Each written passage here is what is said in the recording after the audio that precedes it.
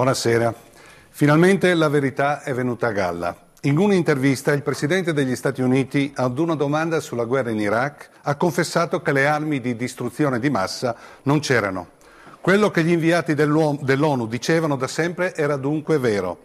Quelli che Saddam Hussein non possedeva nessuna arma pericolosa che giustificasse una guerra. Bush ha gettato la colpa addosso ai propri servizi segreti e ai suoi consiglieri, naturalmente. In questa guerra sono morte fino ad ora centinaia di migliaia di soldati e di civili iracheni e lui, 2 mesi prima di andarsene, bellamente confessa questa mostruosità. E no, troppo comodo.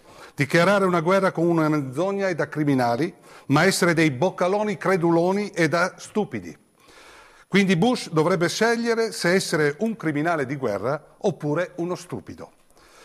Mi chiedo anche se i suoi alleati della prima ora, Aznar, ex premier della Spagna, Blair, ex premier dell'Inghilterra e Berlusconi, sapessero la verità. Se sì, sono colpevoli tanto quanto Bush per averlo seguito in questa tragica avventura.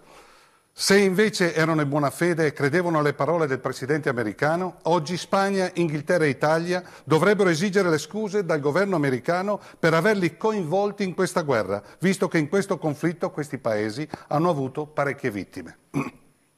E ora permettetemi una piccola riflessione sull'ormai famosissima social card, o meglio la carta di povertà. Premetto che aiutare i cittadini in difficoltà è sempre una cosa buona. Quello che contesto è, oltre all'importo di 40 euro mensili che è un'elemosina, è il metodo che è stato usato. Con questa carta magnetica 1.300.000 persone dovranno necessariamente dichiararsi povere, dovranno subire un'umiliazione quando si presenteranno alla cassa negli esercizi convenzionati e davanti agli altri clienti esibire la tessera che li dichiara pubblicamente poveri. Io credo che avrebbero potuto scegliere altre modalità, ad esempio aumentando direttamente i 40 euro alle loro pensioni. Ma il governo Berlusconi ha fatto una scelta diversa. Attraverso uno spot di grande impatto mediatico ha presentato urbi e torbi la carta magnetica con i ministri Sacconi e Tremonti ripresi da tutti i telegiornali nazionali.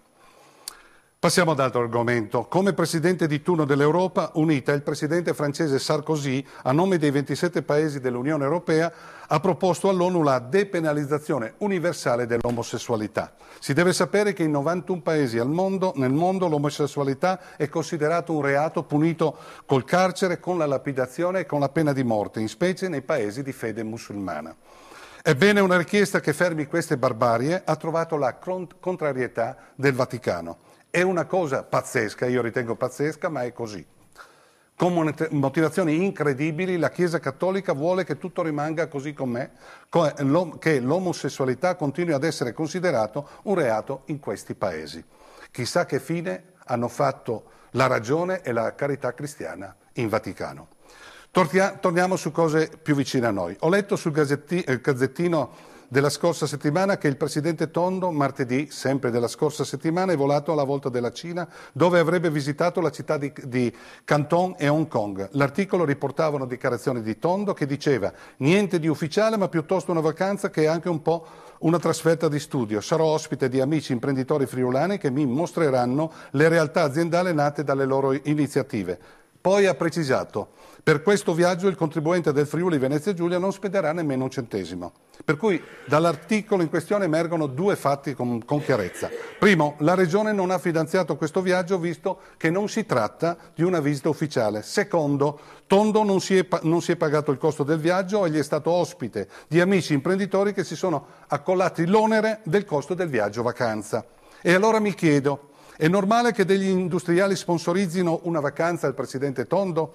È lecito pensare che un presidente di regione che fa delle scelte che possono incidere sulle attività industriali di questi signori suoi amici, dopo questo cadeau possa avere nei loro confronti un occhio di riguardo? Devo ricordare che qualche anno fa il presidente della Bundesbank, la banca centrale di Germania, si è dovuto dimettere da presidente perché aveva accettato che una banca tedesca gli saldasse il conto dell'albergo dopo un weekend passato a Berlino con la propria moglie. Spero che Tondo smentisca quanto riportato dal Gazzettino e che il viaggio in Cina se lo sia pagato di tasca sua, altrimenti sarebbe una grave caduta di stile e di mancanza di etica politica. Arrivederci a mercoledì prossimo.